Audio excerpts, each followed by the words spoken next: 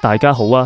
今日嚟同大家做實驗。今次要做嘅實驗係探究所使用水的溫度對食鹽溶解度的影響。呢次實驗係為咗了解溫度對食鹽在水中溶解度的影響，同埋學習飽和溶液的過程，從中學習化學知識。我哋仲邀請到烏博士一齊嚟做實驗。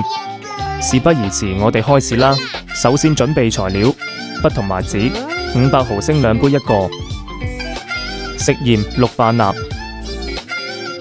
小茶匙一個，攪拌棒一支，仲有提供唔同溫度嘅水機。首先做第一組實驗，實驗會用50毫升嘅95度熱水。準備好就開始啦。通過不停攪拌，令食鹽溶於水中，期間不斷逐漸添加鹽，直至鹽無法溶化，就會得到飽和溶液。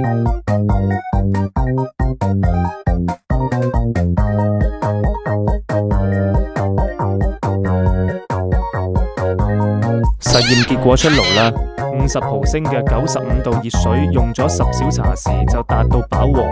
前後對比，實驗後嘅水變得渾濁，溶解得快和多，體積上升。下一組實驗係50毫升嘅23度常溫水。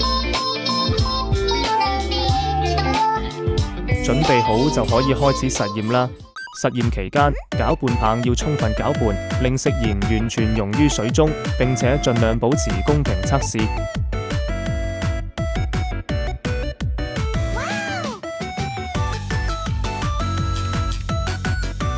實驗結果出嚟啦！50毫升嘅23度常溫水用咗8小茶匙就達到飽和。前後對比，溶解速度相對比熱水低，水也變得渾濁，體積亦有上升。跟住嚟到第3組實驗，呢次會用50毫升，大約4度嘅冷水做實驗，先倒入提前冷藏過嘅水。準備好就開始啦！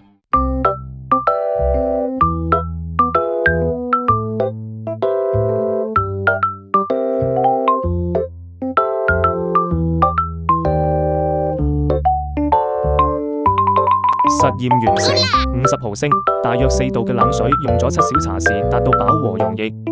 前後對比，溶解速度開始變慢，水也變得渾濁，可溶次數也少了，體積上升些許。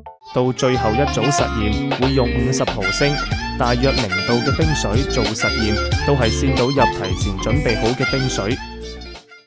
準備好就開始啦！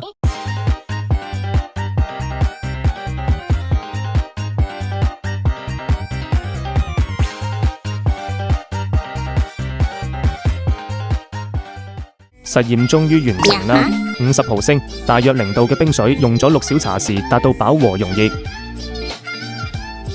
前後對比，呢組實驗明顯比其他組嘅溶解速度慢，而且溶解得最少就達到飽和溶液，體積亦有上升。總結：50毫升，大約0度嘅冰水溶解得最慢，亦係最快達到飽和溶液嘅一組。得出結論：溫度越高，食鹽的溶解度就越高。其中係因為溫度嘅增高會令水分子嘅動能加大，所以能更有效破壞氯化鈉之間嘅巨型離子結構。